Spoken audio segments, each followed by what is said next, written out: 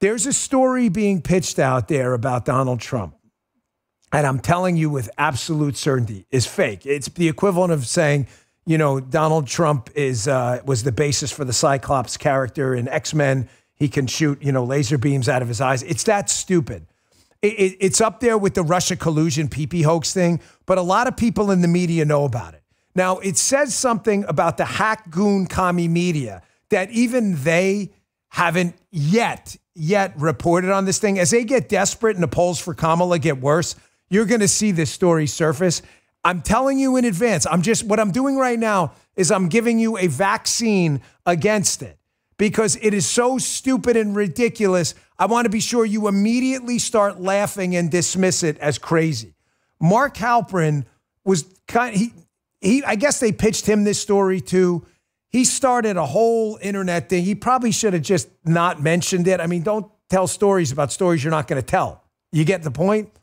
Here's Mark Halperin on this story, confirming what most of us already knew, that there's another bullshit Russia collusion thing going around. Be very careful. Take a listen to this. Here's Mark trying to clean up the mess he created. Check this out. And the point I was making is there's all sorts of things being floated out there. Maybe Jeffrey Goldberg just happened to finish the story 2 weeks before the election. I'm sure Sean will have a point of view about that. I know of one story that's been pitched to a major newspaper and to me, and for all I know to many others, that I don't believe is true. But if it's true, as I said yesterday, it would end Donald Trump's campaign. Just as if the accusations now thoroughly debunked and attributed by American intelligence to Russia about Tim Walz, if those were true, it would end his campaign. What we're seeing in the final days, is a point I was making, is actors who want a certain outcome are on social media and in pitches to reporters, and in the case of The Atlantic, Jeffrey Goldberg writing himself, are trying to affect the end of the race because they're so desperate to try to pull a Comey. Folks, I'm just telling you, this thing is going to come out. You're going to get a David Korn type, one of the guys with the pee-pee hoax. You're going to get someone like him who really doesn't care about human dignity or journalism or anything like that. And they're going to go out there and going to say, we're not saying this is the story, it's true, but here it is anyway. Just be careful. There's a reason we don't report on suspect stories. I had a lot of you in the chat. You acknowledge it. You guys are cool, but you were like, damn, why aren't you mentioning this Tim Walz story about this sexual abuse thing? Why didn't I mention it? Because, folks, the story sounded a little bit shady, and I'm not going to say what I can't back up, okay? So I practice what I preach here. I didn't mention it because I can't back it up. The left-wing media doesn't have those standards. I guarantee you're going to see it. Just consider what I just played for you, an immunization shot against any Trump bullshit. I promise you, if there was a story out there about Donald Trump, you know, whatever it is, I'm not even going to hypothesize, something bad that would have ended his career, I promise you would have already heard it. Period. End of story. Folks, this thing is melting down. We have less than 2 weeks to go. Execute. I'm going to say it again. Folks, in all caps, everyone in the chat, what am I about to say right now about voting? I'm going to wait a second. I'm going to let you get your thoughts together. Put it in all caps. Go break the chat right now. What am I trying to break? You couldn't break it the other day. I'm sorry. We couldn't. We failed, which is crazy. We failed. All caps. Vote early. Vote early. Vote early. Vote early. Dan, you're annoying. You keep saying, I don't care. I don't care. Even the AP, who hates my guts, the Communist Associated Press, had to write in her article, man, this damn Bongino is really getting a lot of people to vote early. Yes, I am. Vote early. Vote in person. Vote early. Vote in person. Vote early. Man, you're annoying. Good, I'll say it again. Vote early and in person. The Democrats are freaking out, folks. You are making this thing impossible to steal. I've told you this now at least 10 times. If 100 or 200,000 more registered Republicans show up and vote early, and then the early vote gets tabulated on Election Day, it's going to be impossible to show 200,000 more early votes for Biden without everybody going, what are you, crazy? More Republicans showed up. We didn't vote for Biden. It's not, you're screwing them up. They don't know what to do. They were expecting you guys to show up on Election Day and to have, oh, you see it. These guys are quick. This is from the AP. I'm telling everyone to vote early, Trump said on a podcast hosted by conservative Dan Bongino, who has spread false information about early voting at the 2020 election. I would like you to prove one thing I said was just false. This is the AP. They hate our guts. I'm telling you, man, vote early. Trump's saying it. I'm saying it. Pressler's saying it. Kirk's saying it. It is effing their lives up so bad because they can't figure out now how to make up the gaps. They can't. AP cannot say my name without saying it. Who has promoted fraudulent theories about the 2020? Name one. Name one. Who's the article? Who's the author of that piece? Nicholas Ricciardi? Nicholas D. for douche canoe? Ricciardi? Nicholas, do me a favor.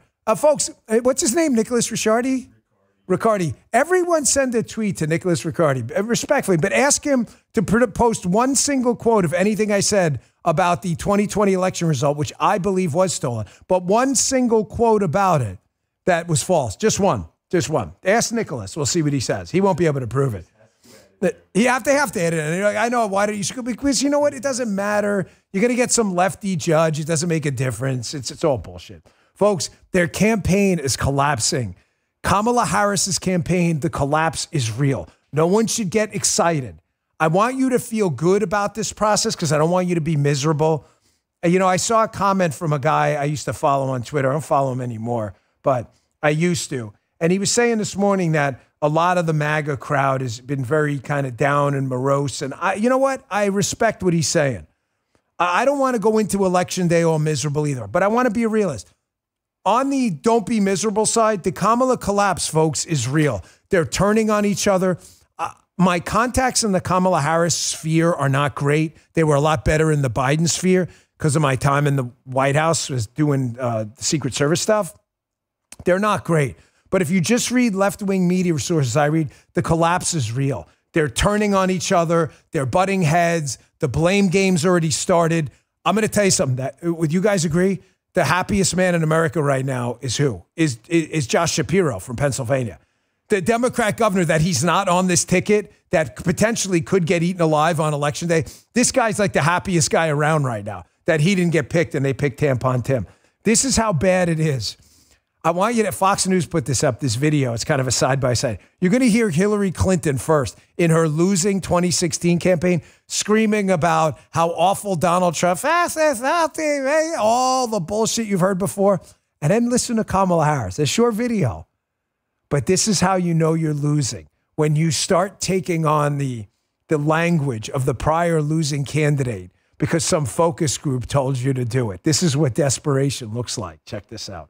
I am sick and tired of the negative, dark, divisive, dangerous vision and behavior of people who support Donald Trump. It is time for us to say no. We are not going backwards. We're going forward. Should never again stand behind the seal of the President of the United States. Never again. Never again. Never again. Folks, you understand what's happening here, right? I didn't just throw that up. That's a Fox News clip, by the way, hat tip to them. But you understand why I put that up? When Hillary Clinton thought she could be in a little bit of trouble at the end, a little bit. She wasn't in any way as bad as Kamala's campaign, the writing's on the wall. Hillary thought she would win, but they started to get a little worried at the end.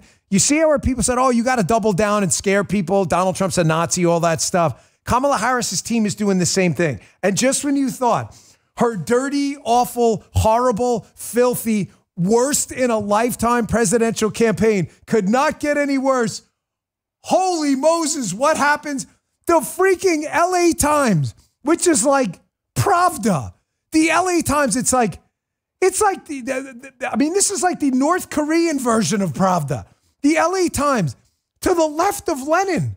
Nobody knows Kamala Harris better than the Los Angeles Times, where she was a U.S. Senator in California. Liberals, LA's in California.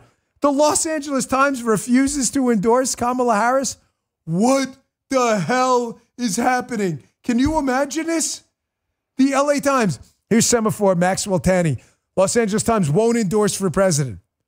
Obviously, they weren't going to endorse Donald Trump.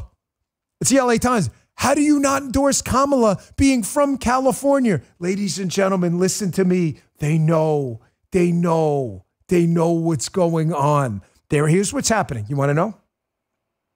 These decisions are made by the editorial board, opinion writers. Some papers have 5, some have 10, some have 15. These are people who write the opinion section in the paper, distinct from the journalism section, how it's supposed to work, but you get the point. The opinion writers, what's called the editorial board, will typically take a vote on who to endorse. They always endorse the Democrat, always. The New York Times, the Washington Post. Matter of fact, here are some headlines right here from the LA Times.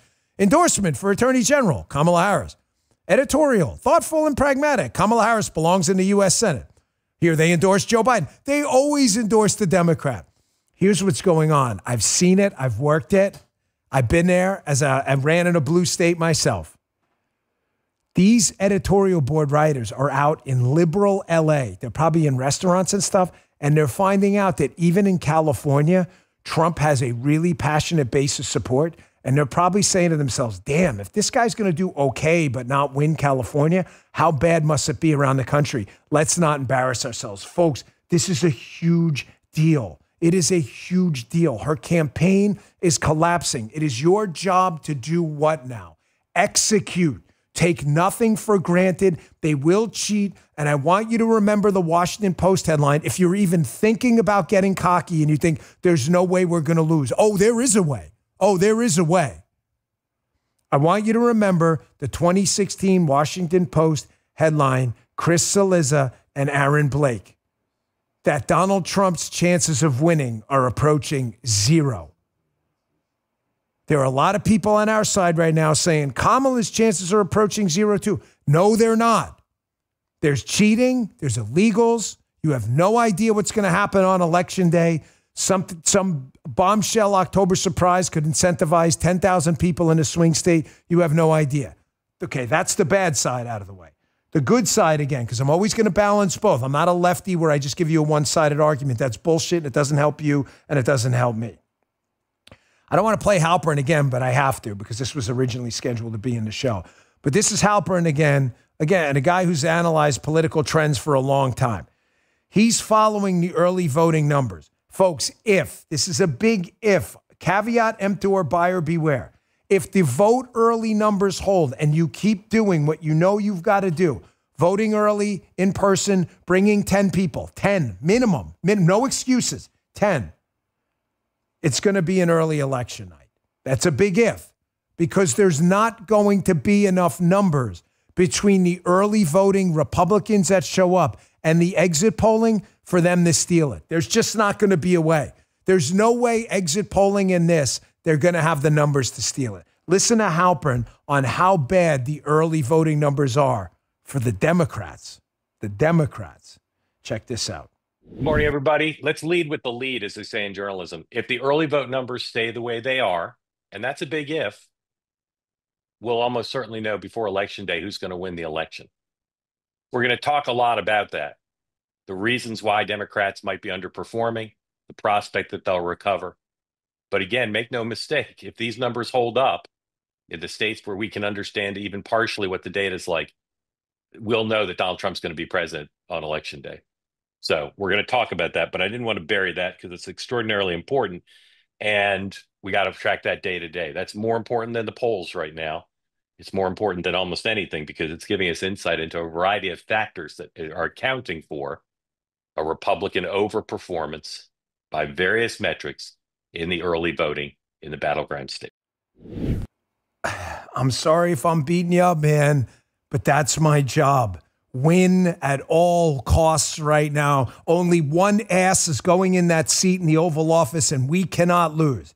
If you continue this pattern, the Democrats, you heard Halpern say, this is all this guy does. I'm not a political science guy. I'm an opinion guy. I like to think in ideology, advanced conservatism, liberty and freedom, whatever. Who cares? Who gives a shit? I'm just telling you, this guy analyzes the numbers. He's like a Bill Hemmer type on Fox. It's what they do. He's telling you the Democrats did not factor in this massive turnout.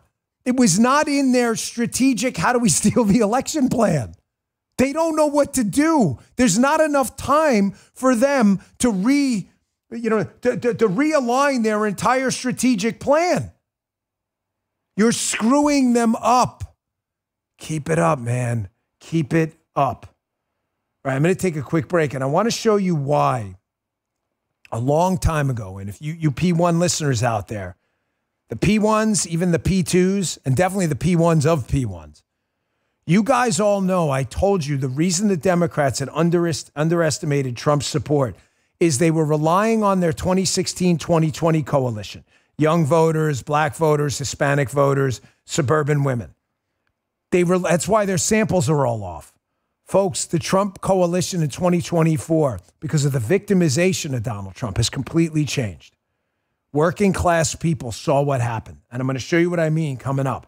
The Trump coalition is totally, completely different. You having trouble falling asleep or staying asleep? I've been there. It's not just about being tired. It's about the toll poor sleep can take on your body. There's hope on the horizon. It comes in the form of Beam's Dream Powder. It's been a game changer for me. I love the product. When you're sleeping well, you're sharper.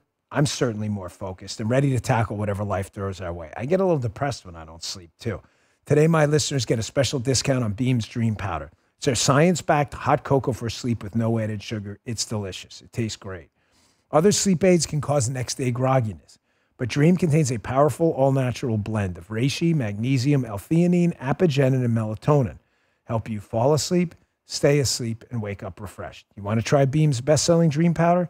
Beam's now offering Bongino listeners an exclusive discount. Get up to 45% off for a limited time when you go to shopbeam.com/Bongino and use code Bongino at checkout. That's shopbeam.com/Bongino. Use code Bongino for up to 45% off. Thank you, Beam. We appreciate it. Folks, everybody's noticing it. The Trump coalition has completely changed. It is a different operation now. This is a totally different campaign. It is a different candidate, and working class people who feel screwed by the system. And it is not a racial, ethnic, or religious thing. It's not. It is this phenomenon, trust me when I tell you, crosses racial barriers, crosses religious lines. The persecution of Donald Trump by a weaponized justice system has alienated working class Americans who feel like the thumb of the system has been on them for a long time. It has created a renaissance of support between working class white voters, black voters, Hispanic voters. You have to be an asshole not to recognize it. Look at what happened when they started locking this guy up, and look at the support. It's directly proportional. More prosecution, more support. Here's a CNN commentator telling you exactly what I'm telling you about the Hispanic vote. Folks, if these numbers hold, there's no math for Kamala Harris to win. Check this out. Kind of the jitters that are on the Democratic side is because that there's this feeling, and these polls are showing that Kamala Harris, Vice President Harris, is underperforming with Latino voters. And I think, kind of what we've already talked about is Latino voters are not monolithic, right? And there are plenty of Latino voters who are concerned about the border, may want a stronger border, may look at, the rhetoric that Trump has about, immigrants or people coming over and say, that's not me. I did it the right way. They didn't do it the right way. Folks, they're second guessing everything now. They're freaking out. Believe me, I did not accidentally title this thing, "They Want Biden Back." I'm going to get to that you'll see they are starting to freak out now.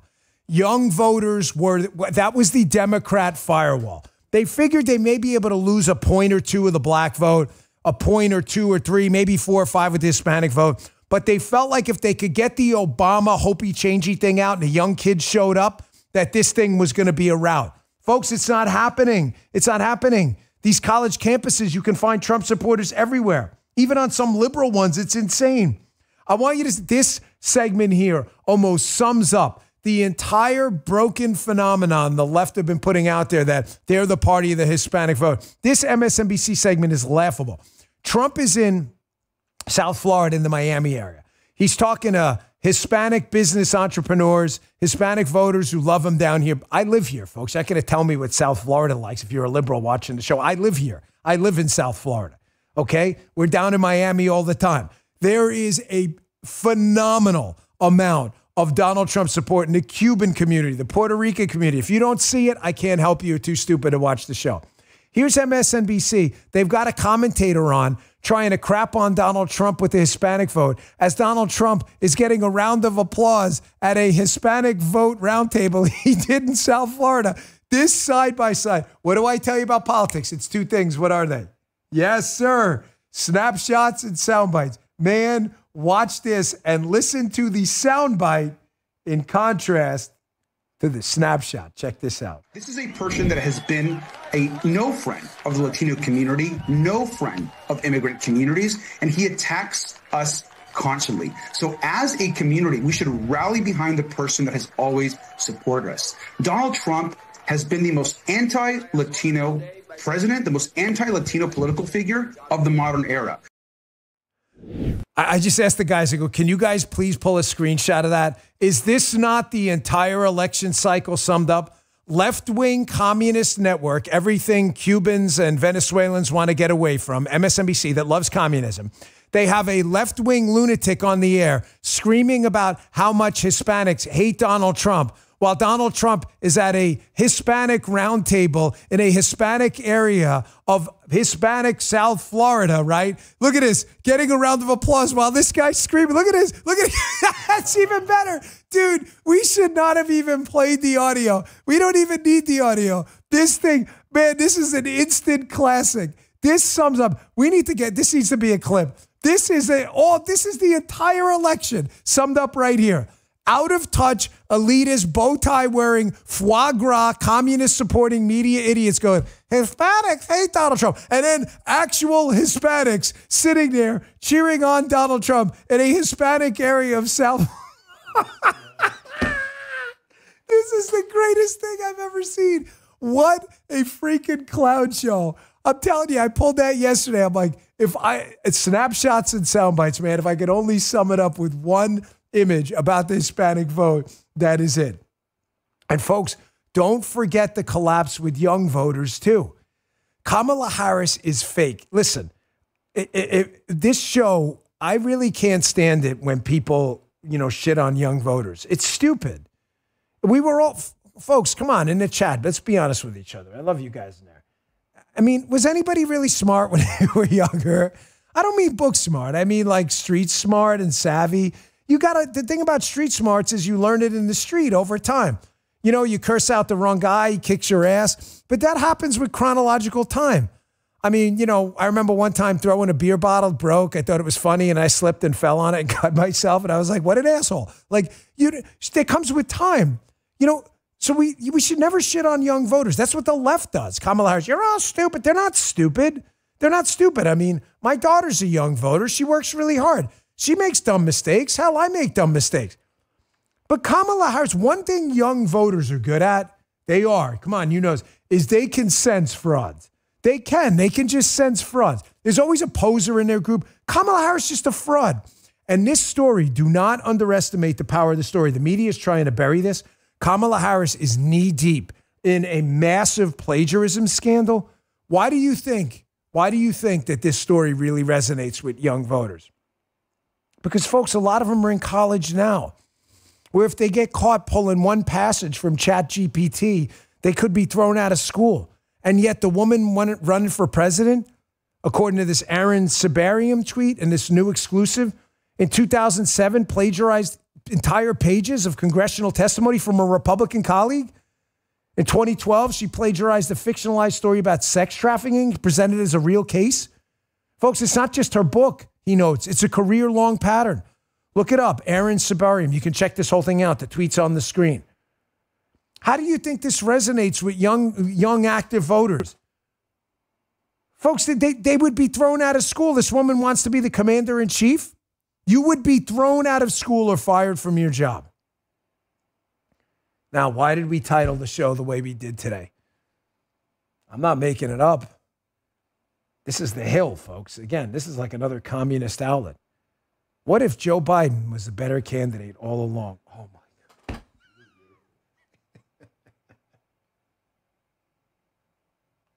Nothing actually in there.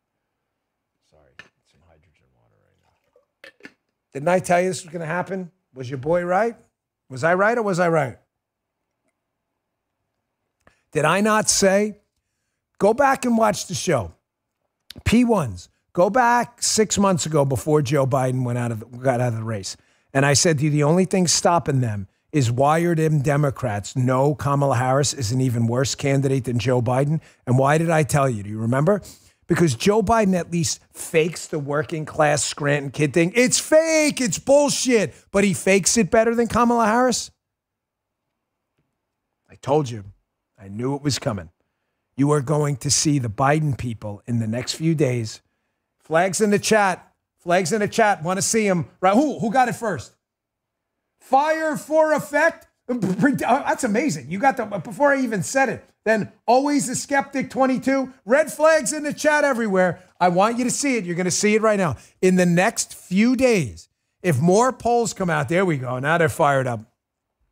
If more polls come out showing Kamala Harris performing exceptionally poorly, I guarantee you, Politico Playbook, Axios, New York Times, Washington Post, there we go. Like to see that. Love to see it. I guarantee you there are going to be leaks upon leak upon leak upon leak from the Biden White House about how awful Kamala Harris is. Flag it. It's going to happen. You'll thank me in advance. It's going to happen. Watch. That's a good point. If she loses and it's bad, folks, I never like to take victory laps because we don't even have time for that. We got to save the country. But if she loses, if she wins, it's going to be a horrible couple weeks, days, months, years, right? We get that. He just said it. If she loses, the meltdown in the Democrat Party, if it's bad, and say she like loses Virginia or something, is you are going to sit there and you're going to be like, you know what you're going to be like? You're going to be like this. You're going to crack a little Dom. You're going to be like, you're going to love every freaking second of it. It's going to be glorious. Glorious.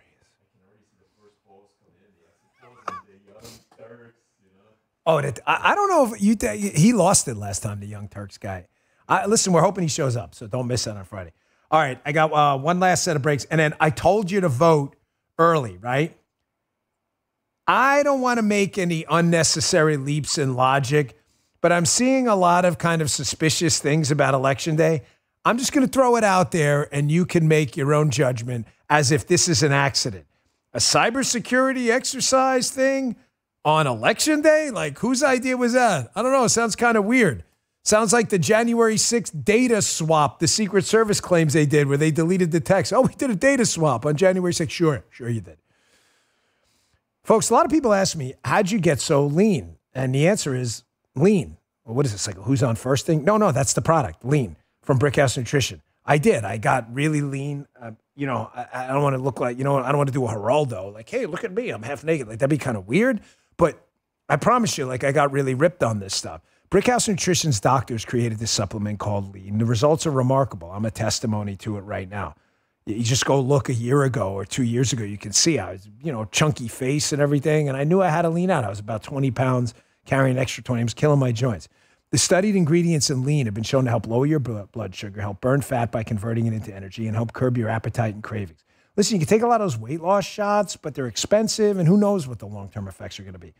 Lean is for the dieter out there who needs to lose 10 pounds or more. If you've been frustrated, the doctors over there created this product. I love it. Paula uses it. I use it.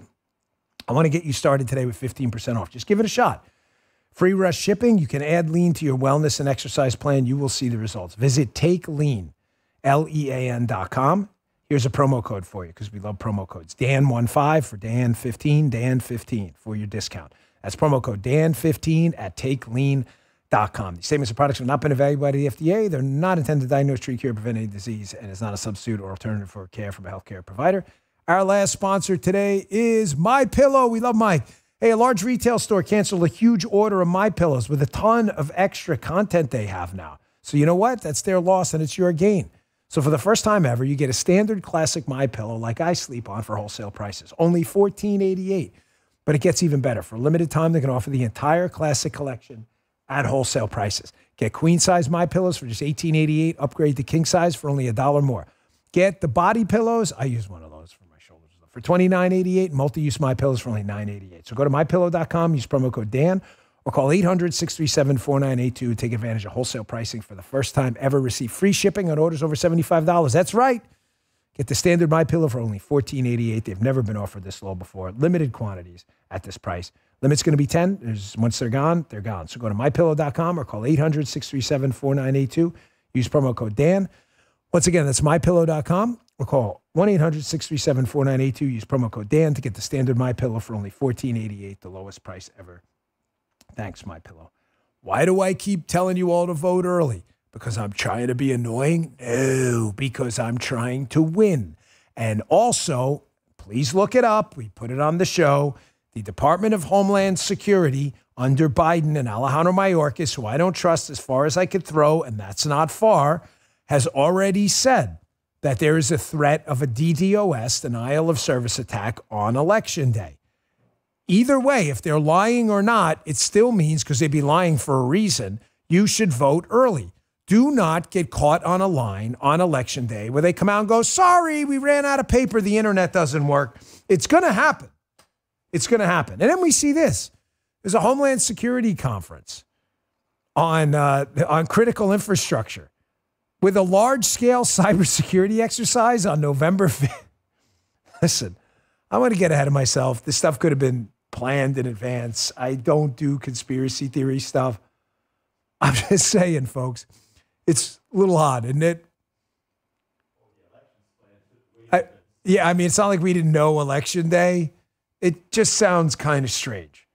And say there's a 1 in a billion chance, because, I mean, if you're going to do it, like, why advertise it? But say the 1 in a billion chance this is some kind of, like, shenanigans thing. Why take it? I don't understand why you would take it. And for the argument about voting early that, well, it cannibalizes the Election Day vote, that's bullshit. You don't understand political science. Election Day leakage is a real thing. 1% to 2% of Republican voters do not vote who say they're going to vote on Election Day because an emergency happens. You vote early. If an emergency happens on Election Day, it doesn't matter. Your vote's bagged. I'm just throwing that out there. Folks, if you don't expect more of this, you're crazy. There's going to be shenanigans as we move forward. And it's going to get worse as the poll numbers for Kamala get worse. And if you don't vote, I just want you to be aware that you are never going to get your government back. Listen to what I'm about to tell you. You can vote your way into socialism, which is just what will happen if Kamala Harris wins. You can never vote your way out, ever. I don't even want to tell you the only way out of socialism. There's only one way out, and I assure you, it ain't voting. So Donald Trump does this McDonald's visit, and I have the proportionality rule. You know what that is? As the Democrats go crazier about something Donald Trump does, it means the tactic was effective. They are still losing their minds about McDonald's. This scum, weaponized, garbage, Democrat weaponized government will do anything in their power to make anybody's life miserable who supports Donald Trump. Look at this tweet here. Now, it turns out a bunch of U.S. senators now, on the Democrat side, of course, are investigating McDonald's for price gouging. Price gouging. McDonald's, as if it's a new company that just came out yesterday. Here's the New York Times about McDonald's, piling on McDonald's. Folks, you think this is an accident? He doesn't seem to know how to do it. Talking about Donald Trump and his McDonald's performance, earning mixed reviews. Folks, I'm telling you, this was all planned in advance when they found out Donald Trump was going to do this. Here's Newsweek. I shouldn't be the one to comment on grammar, but it is the New York Times. You'd think they'd have like an editor looking at it. Here's Newsweek. Folks, the proportionality rule. These media filth will do the best they can to promote garbage information before an election. McDonald's, Donald Trump worked at, failed last health inspection. Get a freaking lawyer if we lose this election and you are a conservative influencer. If you're a member of a meme team, if you're on the Donald Trump campaign, you had better get a lawyer. The misinformation will never stop. The only way to defeat these people and watching their credibility in Gallup, the media credibility, collapse to where 7 in 10 Americans don't trust them anymore is one of the most glorious moments of my life. I tweeted about it this morning. Here's why. Here's ABC's Rachel Scott, absolutely humiliating herself on TV, promoting misinformation about the hurricane response while claiming the misinformation she's promoting is misinformation. Check this out. But in the final stretch, Donald Trump using increasingly incendiary rhetoric to attack Vice President Kamala Harris and still pushing false claims about the administration's response to the hurricane. With the election only 2 weeks away, Donald Trump crisscrossing battleground North Carolina. And a very special hello to North Carolina. The former president surveying the damage from Hurricane Helene, still pushing false and debunked claims that the federal government diverted disaster funds to undocumented migrants. Officials warn disinformation has led to violent threats against FEMA workers, something Trump refused to condemn. Claims? Debunk claims about FEMA money going to illegal immigrants? Wow, that's interesting. Here's a Heritage Foundation article. It's time to stop allocating FEMA funding to illegal immigrants. They even have the numbers. I thought this was misinformation. Rachel Scott from ABC. Why do people think you're dipshits in the media? Because you're dipshits in the media. Fiscal year 2022, Congress added $150 million for FEMA, for a shelter, basically, for illegals. The error was compounded in 23 and 24. CBP handed over $800 million and $650 million to FEMA's newly branded Shelter and Services Program for illegals. Folks, I'm telling you right now, man, this is bad. This is bad. You can expect these people to lose their minds as the Kamala numbers get worse. You're going to see more of this Rachel Scott bullshit. Big tech is going to double down. I played for you yesterday. I'm going to be focusing on big tech, short segments from this point on, because we got to win this election. I don't want to waste a lot of time on stuff you already know, but I want you to be very careful here. Big tech is going to do everything they can to censor negative information about Kamala moving forward. They're already doing it about the plagiarism scandal. You haven't heard the story, right? Imagine if Donald Trump wrote some kind of thesis in high school and plagiarized the whole thing. The story would be freaking everywhere. Boy, if she loses, and as the president of the Senate, will she certify the election? Folks, interesting quote. Who is that? I can't see with the camera there. But J.L. Belly said, I don't know. The woman's crazy. I'm telling you right now, with Jamie Raskin and others already advancing the fact that they're not going to certify the election and implying it, I wouldn't be surprised. Another huge bombshell yesterday by Paul D. Thacker. Exclusive documents working with Matt Taibbi. They found out that the Center Countering Digital Hate, which is a big scam, BS, fake misinformation, their goal working with UK's Labour Party is to, quote, kill Elon Musk's Twitter through advertising focus, meaning harassing the advertisers. Folks, there is so much bullshit going on behind the scenes right now. Stuff I don't even have time to tell you. If we lose, put that up again. They will kill the only microblog platform we have right now that is even remotely oriented towards free speech, not run by Donald Trump. I mean, we have True Social, obviously. This is the only one. We have Truth, but this is the only platform we've taken over now. It will be dead, and so will True Social if we lose. We will be back to 100% censorship. There's more shenanigans going on behind the scenes, too. Have you noticed that the media has totally failed to report on the 2 assassination attempts of Donald Trump and the potential motives of the alleged assassin in one case and the now dead killer in the other, because he did shoot and kill Corey Comparatore? Have you noticed that story has completely gone into the phantom vacuum zone and we've never heard of it again? The great Mike Benz will be with us on election night. There is no better expert on the deep state.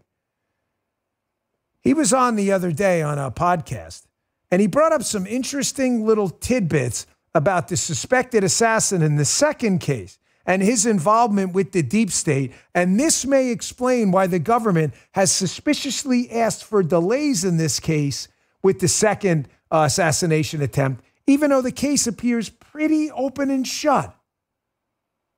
I'll ask him about this on election night, too. But this is an eye-opener. Check this out. So Ryan Routh was basically, the 37th leg of a CIA paramilitary recruiting operation to top up human meat fodder in Ukraine. And he was working with the State Department to try to convert these passports into no-look visas for these fighters. And he was flagged by Customs and Border Patrol in June 2023 for this operation. It was referred to DHS HSI, the same group that basically is implicated, at least in an indirect fashion, but potentially even in a direct fashion in both assassination attempts. HSI refused to interrogate Ryan Routh when he returned to the country, despite being flagged to do so by Customs and Border Patrol. The guy has been arrested almost 100 times in his life, but never spent a day in jail. And most importantly, 2.5 weeks ago, this Justice Department made a public statement saying it is seeking an indefinite delay of the trial of Ryan Routh because of complex evidence. And you know why that is? It's because the complex evidence will reveal that Ryan Routh was working his way through a CIA, DOD, State Department operation to militarily recruit terrorist fighters into Ukraine, which is a major international incident. Folks, our government has been completely compromised. You understand what I'm telling you? The reason the deep state, the media, the liberal communist left is so freaked out about the polling numbers of Kamala Harris is they feel like in the next 2 weeks, they're all going to be exposed if Donald Trump is the president-elect. Trump knows where the bodies are buried now, folks. Our government has been completely corrupted. Did you see this tweet by Steve Miller? There's now an espionage investigation into these leaks of the Israeli attack plan on Iran, and we find out one of the suspects was part of an investigation going back years and was still inside the government. We have people, suspects in this case, with suspicious ties to the Iranian government, and nobody seems to care. A report on Sky News in Arabic from a senior Pentagon official. The name of the director who was suspected of leaking the documents of the Israeli attack on Iran is an American of Iranian origin. Folks, I already told you during my time in the Secret Service that you think the government is like a bunch of Jason Bourne-like operatives. You're out of your mind. There are people in there the government knows are problems, and they like it. They do nothing about it. We have one shot here, man. And this clip I'm going to play next is probably the most disturbing one of the show. Not trying to scare you. I told you, I referenced that guy on Twitter in the beginning. He thinks sometimes there's too much doom and gloom. I'm really not trying to scare. I'll actually end on a funny note with JD Vance on the Theo Von thing, cracking me up. But I want you to listen to this clip by Harriet Hageman. You know Harriet Hageman? She's the Republican who defeated Liz Cheney by about 3,000 points in Wyoming, humiliated that train wreck. She's now the congresswoman at large from Wyoming. Here's Harriet Hageman. They uncovered a scheme by the IRS. Did you know that she alleges they're using artificial intelligence right now to put together little portfolios on you? Folks, if we lose this stuff, and the tyrants have never had more technological power to ruin your life than they do right now. Right now. And you don't think this is going to get worse? You don't think they're going to cross-reference your financial records using AI with your firearms purchases, credit card records? Zero chance. There will be a portfolio on every single one of you. Listen to this crap. What we have learned is that the IRS, in fact, has been using AI to access bank accounts of American citizens without any kind of a search warrant or even without any specific claim that they have committed a crime. So this was something that was discovered by an undercover journalist, and what they found is that the IRS has claimed that they have access to every single person's bank account. This person also indicated that they've been working with the Department of Justice and that they have absolutely no problem whatsoever going after the little guy to make sure that they are paying their taxes. This is such a blatant violation of the Fourth Amendment that Jim Jordan and I sent a letter to the IRS demanding that they provide additional information about what they are doing with AI and what they are doing to protect the civil rights of American citizens. Folks, if Donald Trump gets elected, one of the first things him and his team should do after they're sworn in is to go to all the federal agencies and ask them what they're using these new powerful artificial intelligence artificial intelligence programs for. I can almost guarantee you that this is not the only entity, the IRS, that is using it. Guaranteed. You don't think the ATF is using this?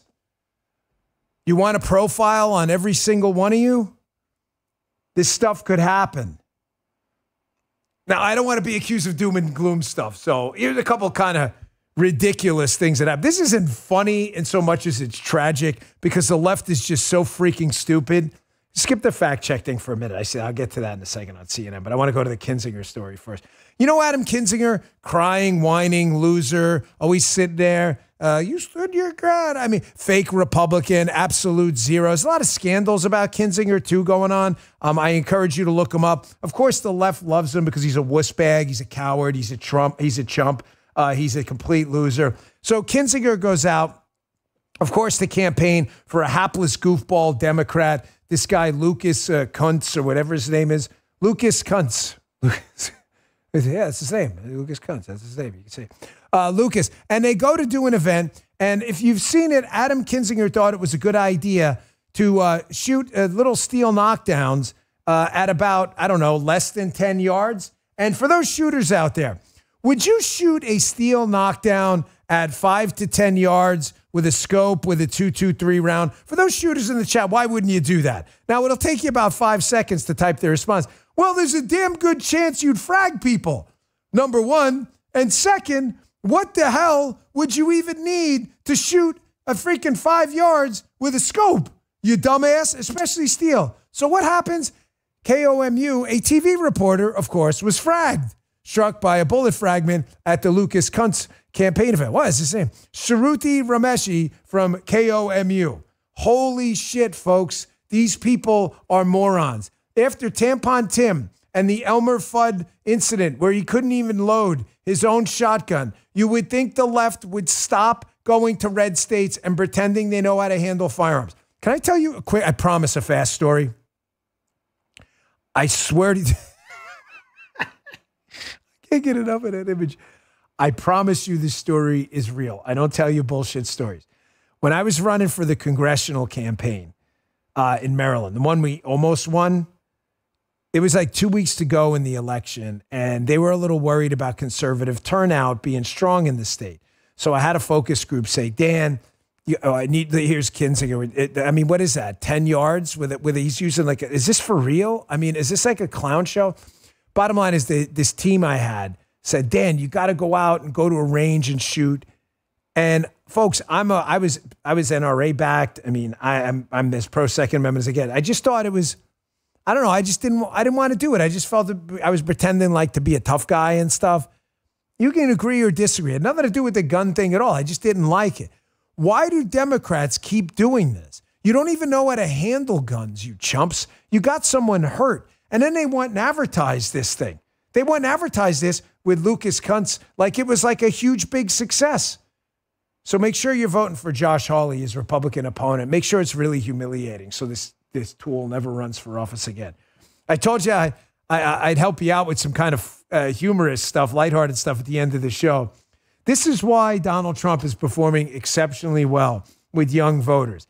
He goes out and does all of the podcasts young voters listen to. How do you go get young voters to vote for you? Ladies and gentlemen, I'm going to put out a profound piece of political tactic strategery. You go and talk to young voters.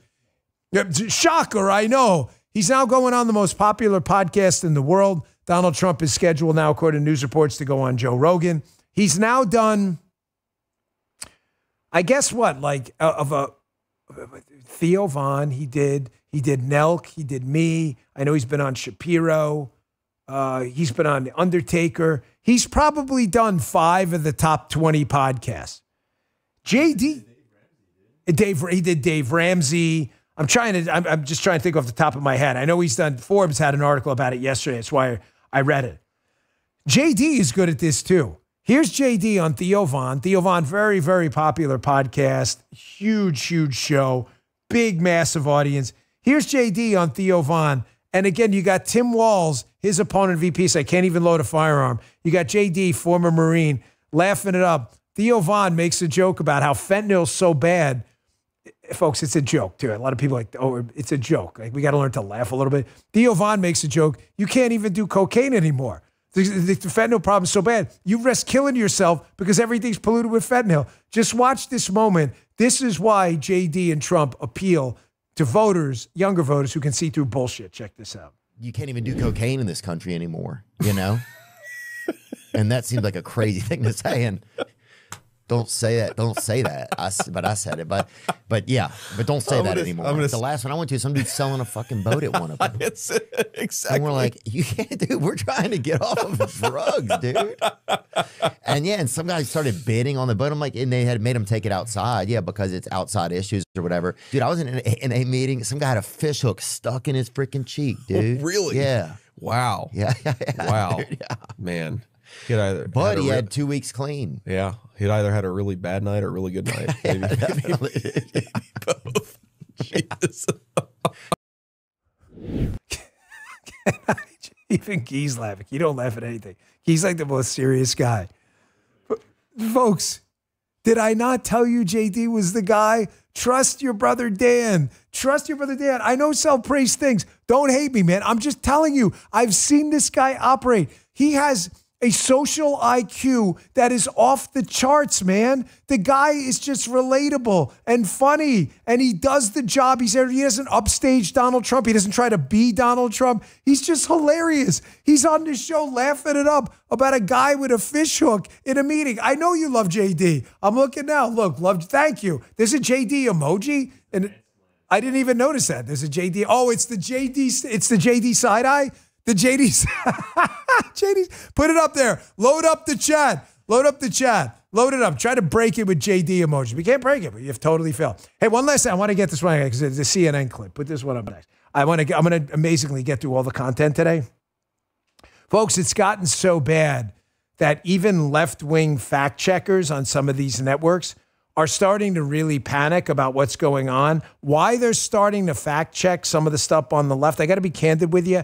I don't know. I think it's because maybe they want to pretend they did journalism knowing that the race may be a fait accompli if she doesn't turn it around. But this is a pretty embarrassing segment. Daniel Dale, who's one of the worst fact checkers on planet Earth, he doesn't even actually check facts, has to acknowledge that their claims about manufacturing jobs and Donald Trump are absolute complete bullshit. Watch this hilarity. Let's talk about manufacturing. Building back up manufacturing in the United States is a focus of both campaigns. I want to play for you what Vice Presidential candidate Tim Walz said about this yesterday. We want to make sure that you're able to bring manufacturing like Kamala Harris did. We know Donald Trump lost more manufacturing jobs than any president in American history. Yep. That's simply factual. What are the facts here?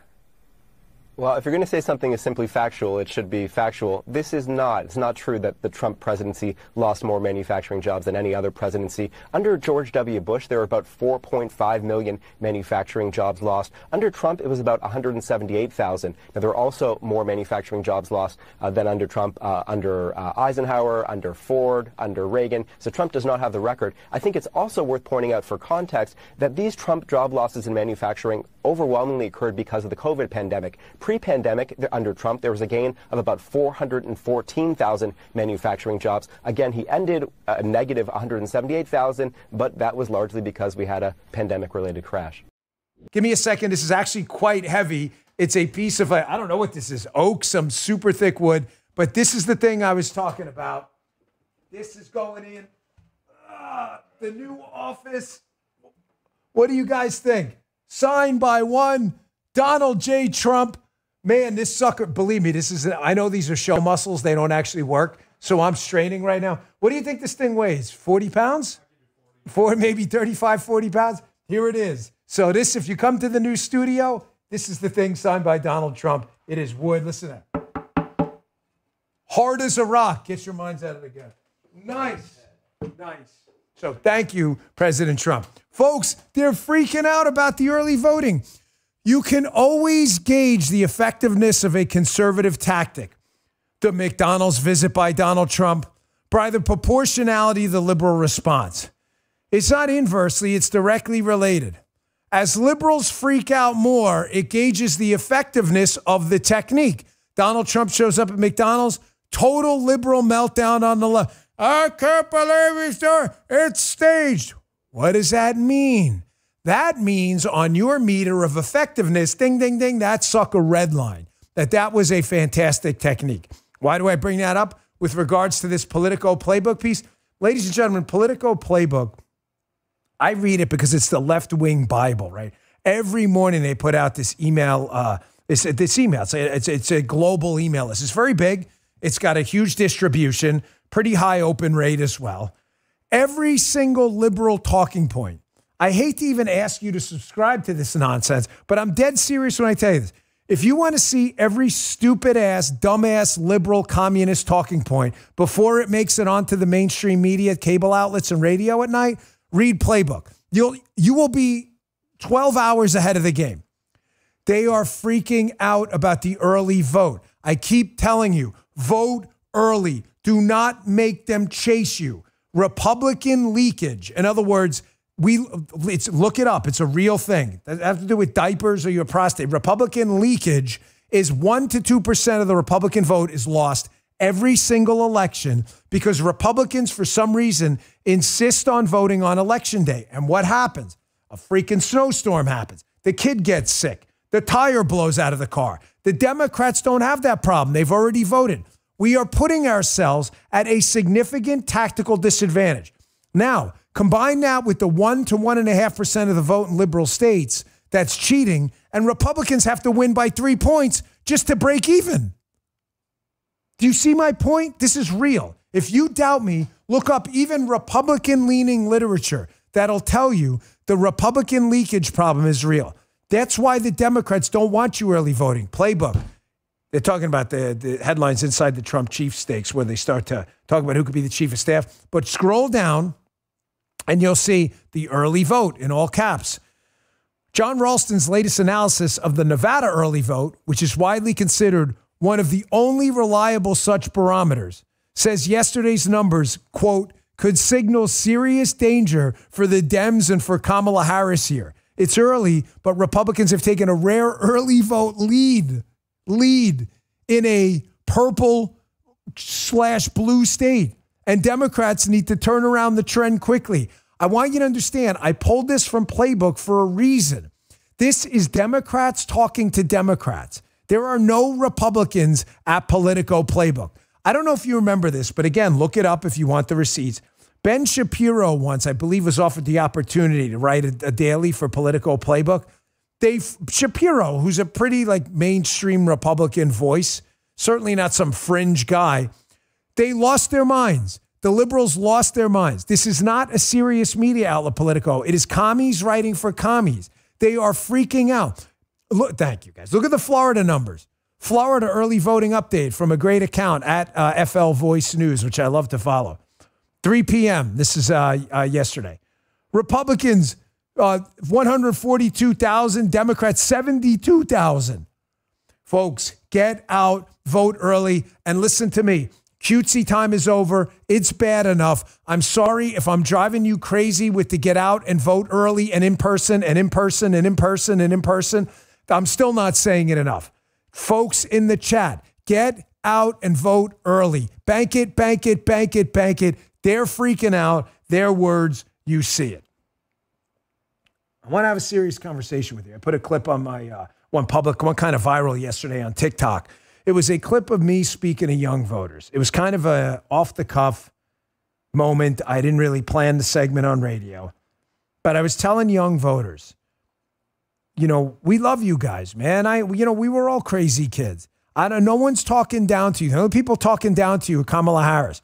Remember the thing we played yesterday? Pull that from yesterday, her calling Republican voters stupid. Remember we used the clip yesterday? College kids stupid. I'll play it for you in a second. We're not calling you stupid. It's not because we're virtue signaling. Younger voters out there, young men and women out there, you are obviously, tautologically, thank you, the future. Okay, that's not like some big philosophical statement. It's just math. You're the future. You are. My kid's future revolves around you. If you produce a good quality, prosperous world, my kids will live better. The only people calling you stupid are Kamala Harris and the Democrats. You're not stupid. So I posted this clip yesterday on our accounts and it went viral on TikTok of me saying to young voters, Guys, if this election gets screwed up, I've lived a good life. You know, the cancer thing changed everything. You don't know how long you have left. I certainly don't. I've lived a good life. December 4th of this year, I'll have made it 50 years. If God decides it's time for me, that's his decision. Who am I to question it? Let your will be done, Jesus Christ, my Savior. But I've lived a good life. I don't want to die. I don't want to die early. But I'm going to tell you something. I've lived a darn good life, and I've got a lot to talk about and a lot of memories my kids will have. If you're a younger voter, you don't have as many memories. It's not a matter of, it's just a matter of pure chronological time. Your whole life is ahead of you. We cannot screw this up. I want to play this clip from yesterday of Kamala Harris pretending to not call you guys stupid and then focusing strictly on college kids calling you stupid. Then I'm going to ask you a question that I hope changes your mind if you're undecided. Watch this first. So are they misguided, the 50%? Are they stupid? What is it? I would never say that about the American people. What else do we know about this population, 18 through 24? They are stupid. I mean, folks, it's not me saying it, it's them saying it. There's no one in the conservative movement that thinks you guys are stupid. And ladies out there, we don't. But to anyone undecided, I was thinking this morning, I'm really struggling with this question on how to convince you that there's only one choice in this election. If there was a choice on who to date and go out to dinner with, personally, I think Donald Trump would be a more interesting guy. If you were a woman, if you were a guy, would Kamala Harris be interesting? I don't really know, but that's not what we're deciding. We're deciding our future. I had a tough decision like this in my Secret Service career. The Secret Service split off the SWAT team, the counter assault team, the CAT team, the guys in the black BDUs from the president's detail. You used to be able to do both. You could go be on the CAT team, our SWAT team, and do the president's detail. Right before I go on the detail, they split it off. You had to pick one or the other. I was devastated. I wanted to do CAT so bad I could taste it. I just love the idea of being on that special weapons team, the SWAT team with the Secret Service. It was my dream. I had trained for it. I was doing the weighted vest pull-ups, the running, the shooting, the training, the lifting. I was ready to go, man. And what happened? I had to make a choice. Just like you have a choice in this election. And I'm struggling, and my boss is saying to me, you got to pick. You're a good agent. I was the whip in operations, which is a nice position to have. He's like, you got to make a choice, the president's detail or CAT. And he said something to me, this guy Ken, he said something to me that changed my life. He said to me, you're asking the wrong question. You're asking yourself, what do I want? I said, I am. He said, that's the wrong one. And you're asking yourself the wrong question too in this election if you're undecided, what do I want? He said, the question is, what can you live without?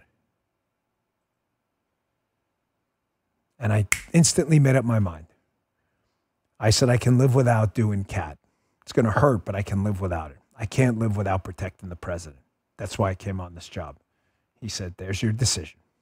And I never looked back. Never regretted that decision 1 minute. So if you're undecided out there, you're a young voter, you're an older voter, you're a middle-aged voter, black, white, Hispanic, Asian, Arab, Jew, Hindu, Christian, I'm not asking you who you want. You may want neither. I'm asking you, what can you live without? Can you live without a job? Can you live without being able to afford groceries for the next 4 years? Can you live without an apartment because rental prices are too high?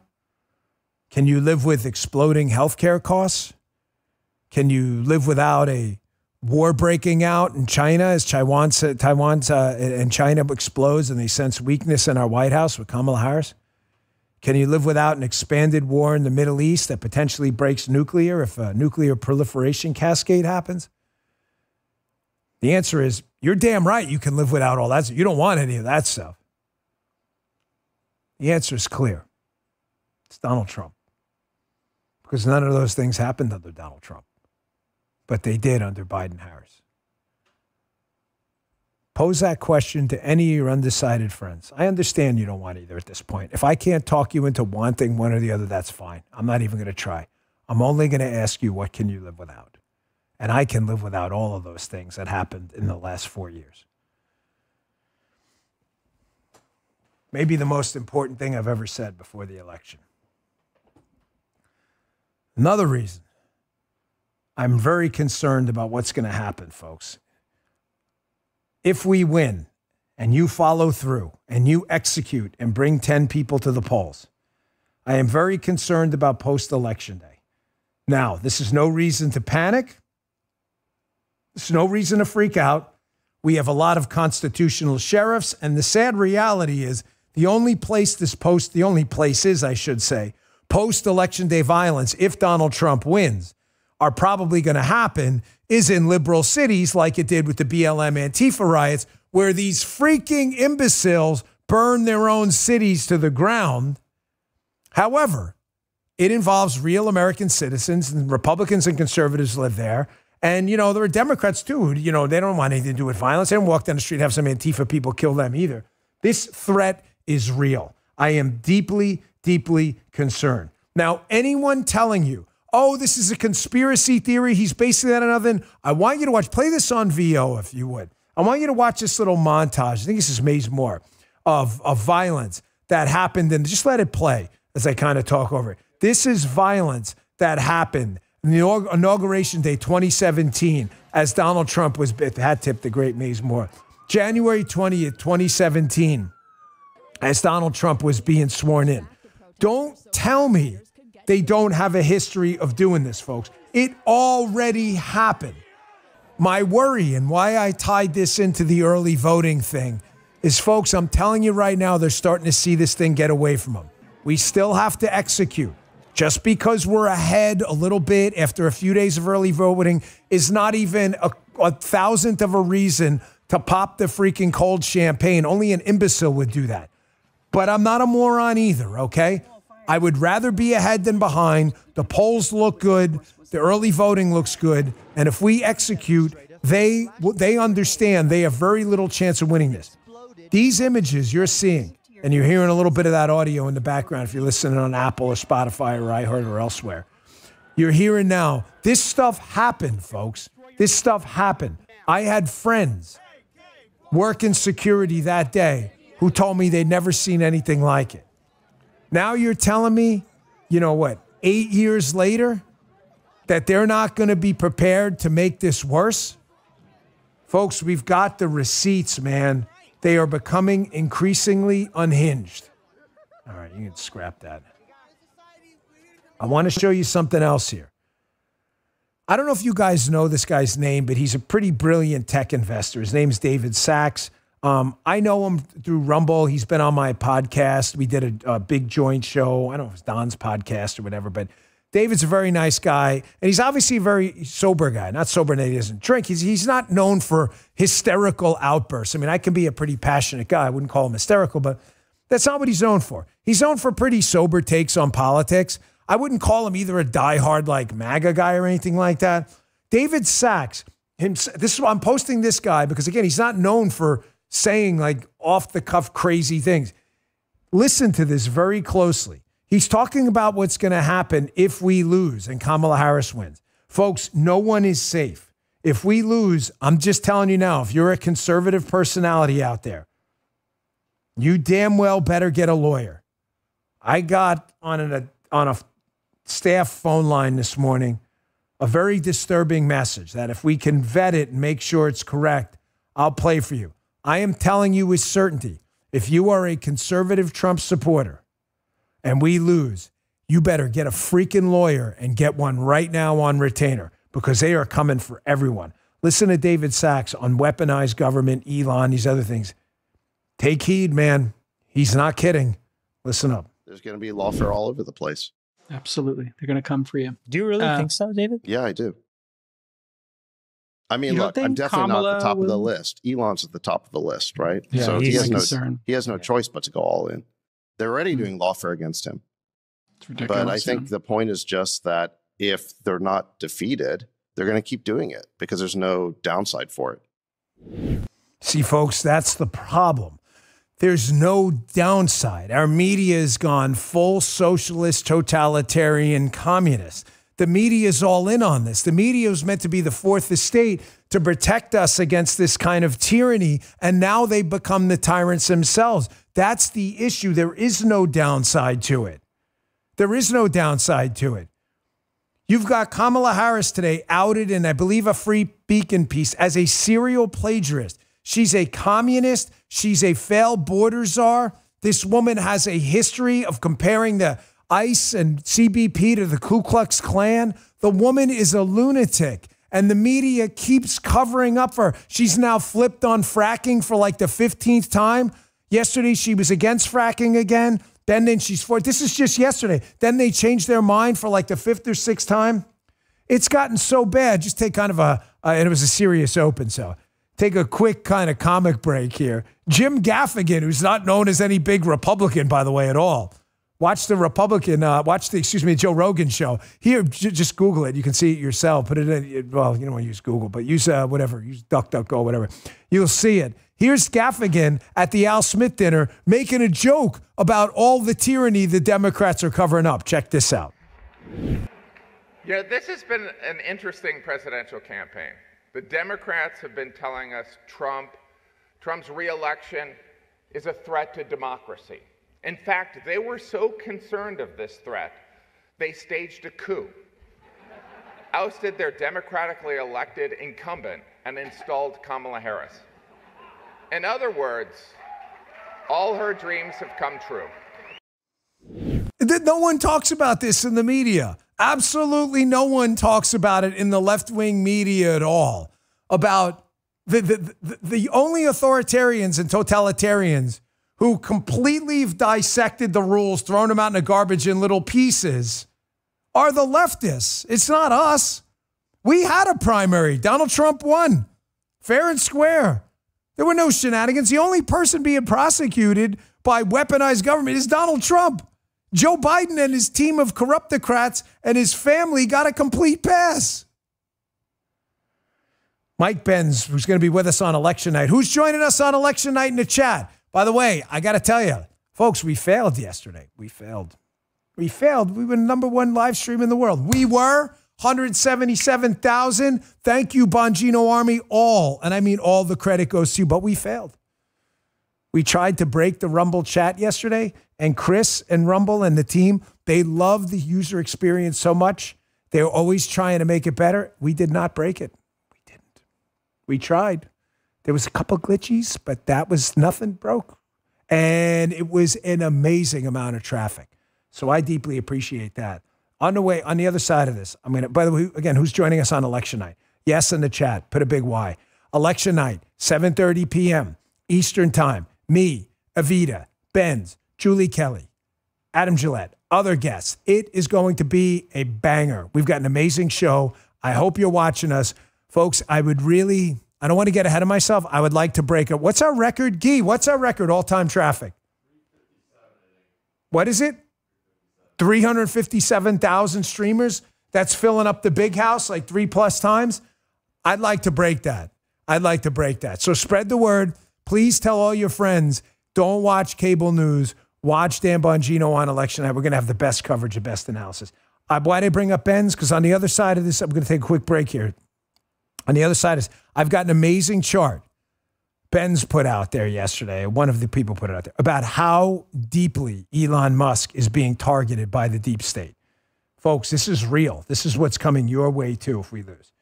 Beams Dream Powder, you having trouble staying asleep or falling asleep? Listen, I've been there. It's not just about feeling tired the next day. It's about the toll poor sleep can take on every aspect of your life. But guess what? There's hope on the horizon. It comes in the form of Beams Dream Powder. It's been a game changer for me and for others. You know, when you're sleeping well, you're sharper. You're more focused and ready to tackle whatever life throws your way. And today, my listeners get a special discount on Beams Dream Powder. Their science-backed hot cocoa for sleep with no added sugar. Better sleep has never tasted better. It is really good. Other sleep aids can cause the next day grogginess. But Dream contains a powerful, all-natural blend of reishi, magnesium, L-theanine, apigenin, and melatonin to help you fall asleep, you stay asleep, and for you to wake up refreshed. You want to try it? Beam's best-selling Dream Powder. Then now we're offering Bongino listeners a big discount. Get up to 45% off for a limited time when you go to shopbeam.com/Bongino and use code Bongino at checkout. That's shopbeam.com/Bongino and use code Bongino for up to 45% off.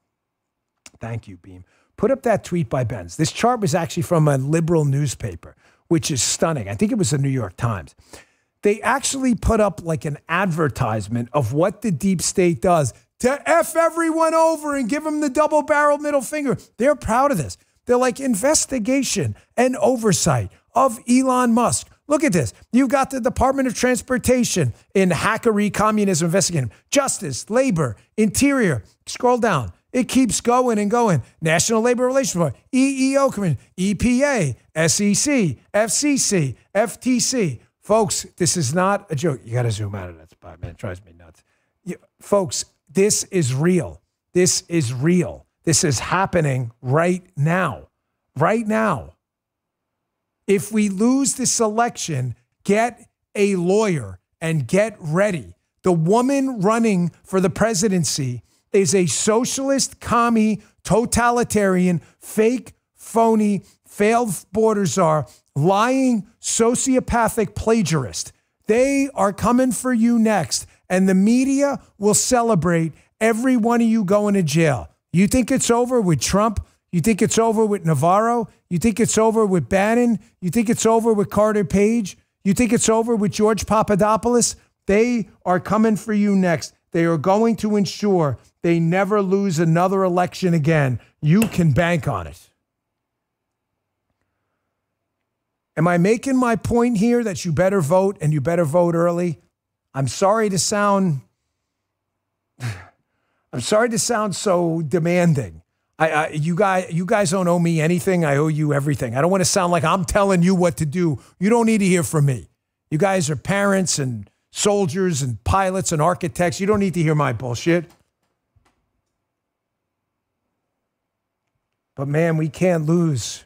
Brothers and sisters, we can't lose, man. I went off on this rant on the radio yesterday. I apologize because I felt like, and people, stop apologizing, man. That's what makes you, you. I hope so. I hope that's why you're here.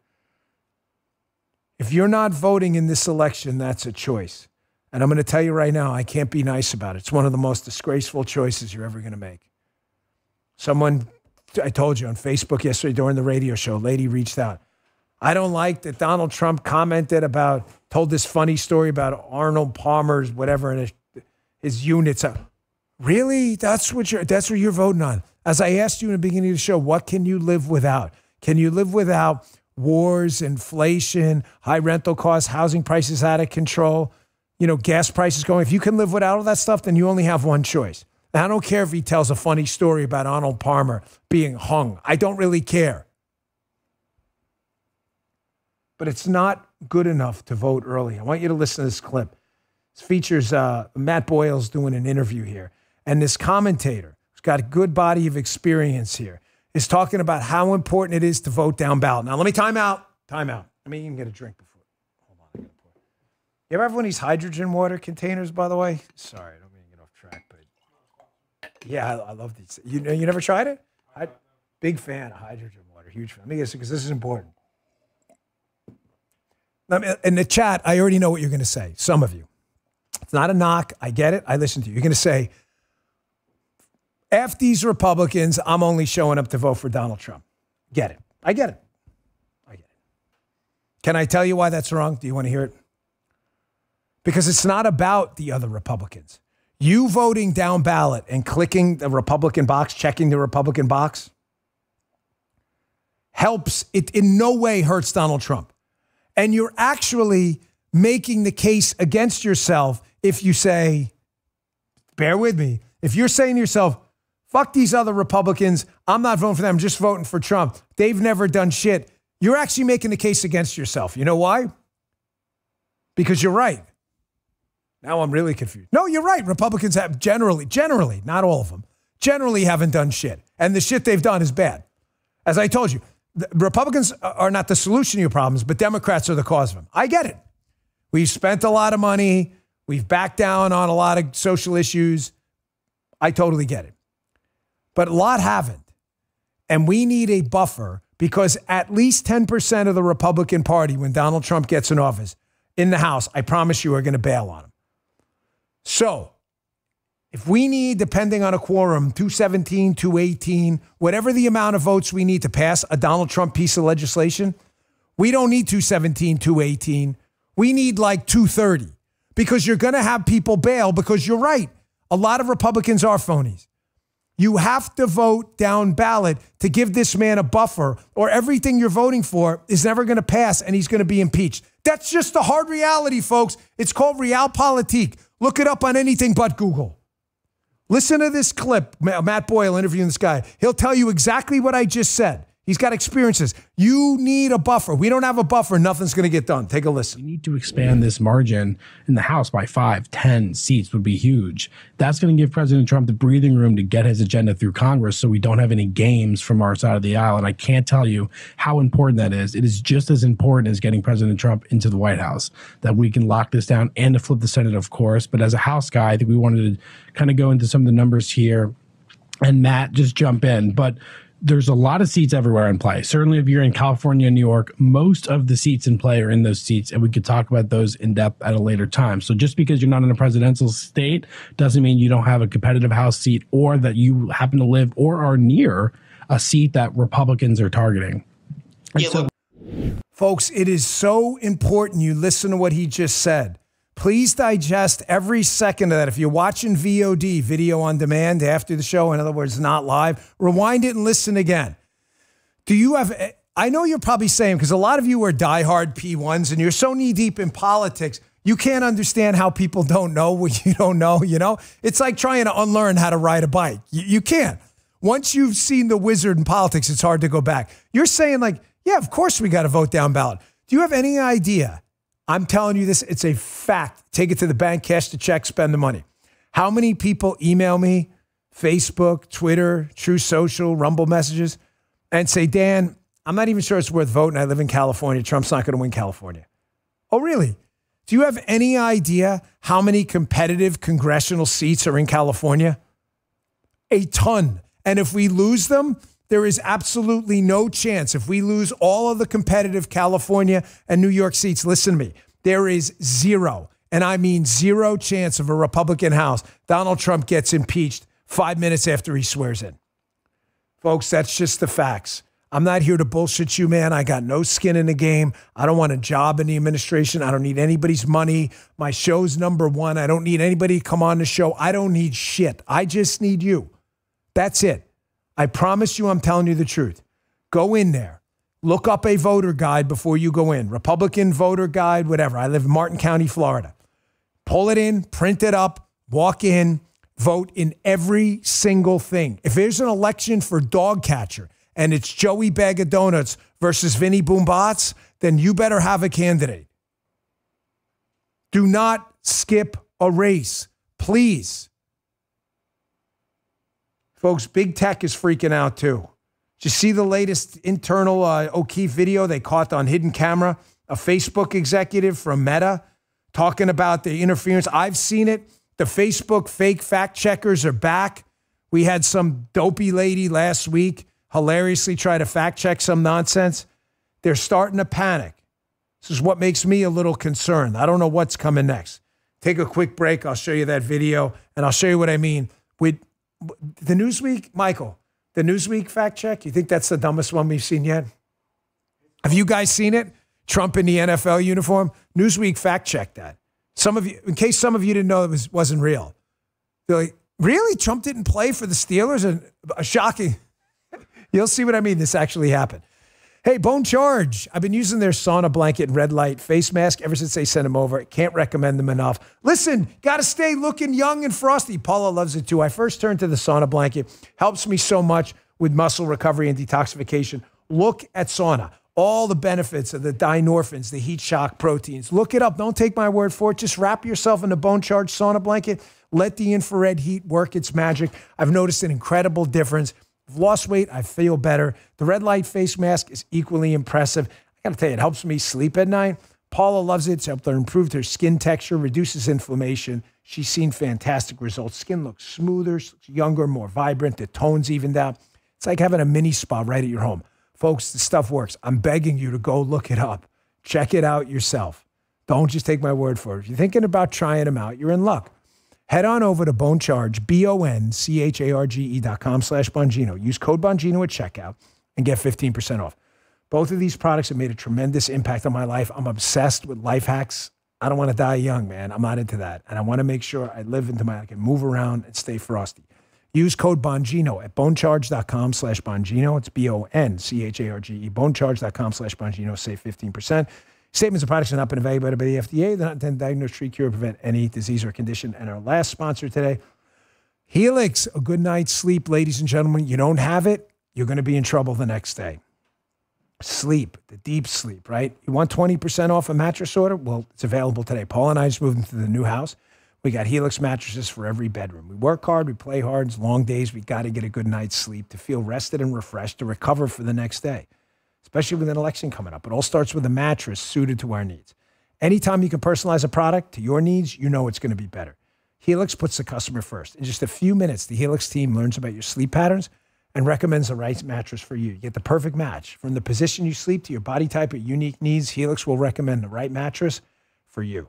Visit helixsleep.com/Dan and start your match today. As I said, they're offering 20% off all mattress orders for my listeners. That's helixsleep.com/Dan, HELIX, helixsleep.com/Dan. You're going to love it. Great mattress, sleep on it everywhere. There are things you don't want to leave. You don't want to go to a hotel or anything. Check it out, helixsleep.com/Dan.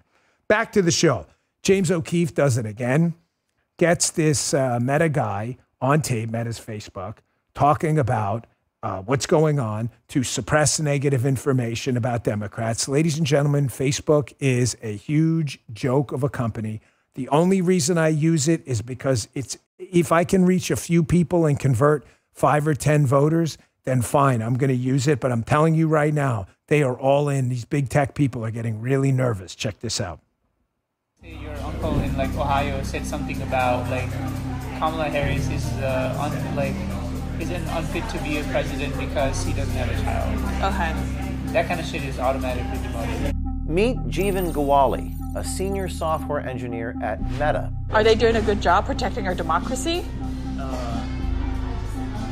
Because I can see these right-wing groups setting up Instagram accounts or Facebook accounts for that matter, right? And just start posting disinformation, be Harris is blah, blah, blah. That's all going to be demoted 100%. The civic classified is strong. The senior software engineer also goes on to say that, quote, the person would not be notified, unquote, if they were demoted because of their anti-Kamala Harris post on Meta. Folks, none of this is really news, but nobody gets the backup and the receipts better than O'Keefe. He's been doing this forever. They just nail everyone to the wall. You know this is happening. I'm putting it out there now as of today, 2 weeks left to go in the election, because it is super important you understand that they are going to drop another October-November surprise. It just hasn't hit yet. Be very careful what you see on Facebook. Be very careful, because you're going to see things like this. Newsweek. This is just so absurd. It's hard to believe Newsweek even takes itself seriously after this.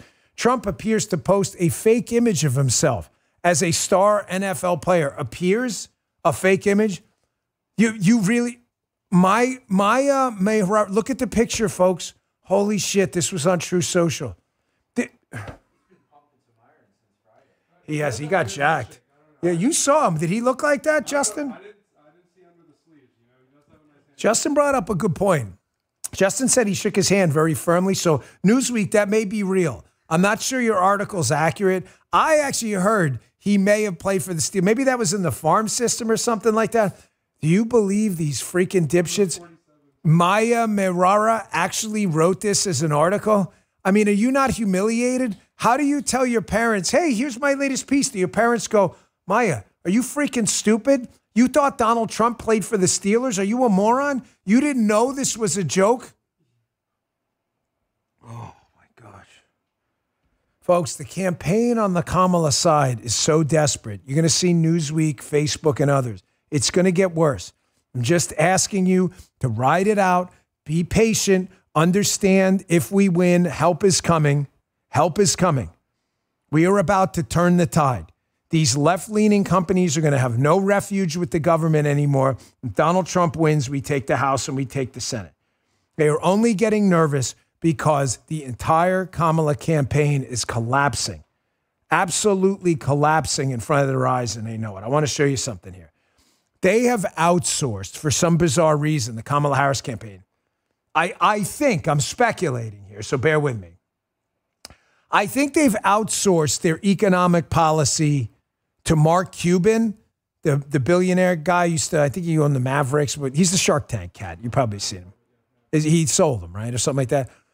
Mark Cuban is the Shark Tank guy. I think they've outsourced economic policy to him because they realize, and I'm serious when I say this, that Kamala Harris is just really an imbecile, that she has no ability to speak off the cuff. She keeps screwing up. So they've outsourced to Mark Cuban.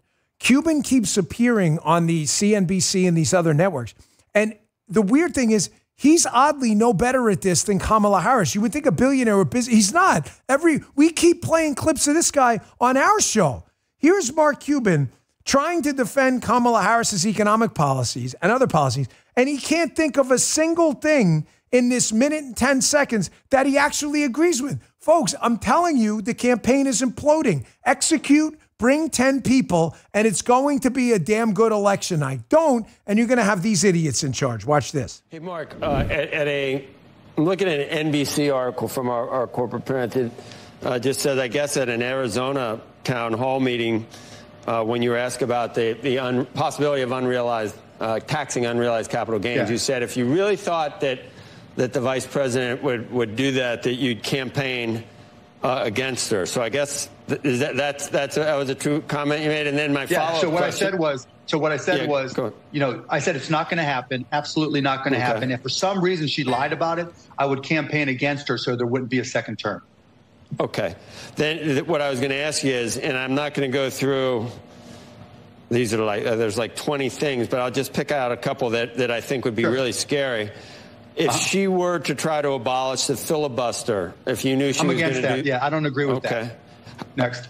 And then how about free health care for all? She doesn't talk about that. So here's exactly what she's talking about with health care. But there were some things she has said. I can pick out probably 10 things where Joe, I can go back to an interview. You would say, yeah, I'd campaign against her. So what do you like? You don't like anything. This is this is what I did. What are you voting for? To the folks out there who are still undecided and maybe loose Kamala Harris voters, what are you voting for? Are you voting for the Kamala Harris who yesterday said she's against fracking and you live in Pennsylvania near a fracking field so your job's going away? Or are you voting for the Kamala Harris who hours after it was uncovered she'd switched her position again, switched it back again to now she's not against fracking despite saying yesterday she was against fracking? Or her staff are saying it. What are you? I don't understand what you're voting for. Are you voting for the Kamala Harris that's going to tax unrealized capital gains, crash the stock market and real estate market? Or are you voting for the Kamala Harris who's hinted around to Mark Cuban at least that she's just saying that for her liberal friends? What are you voting for? Are you voting for the no tax on tips that she said? That Donald Trump invented that one.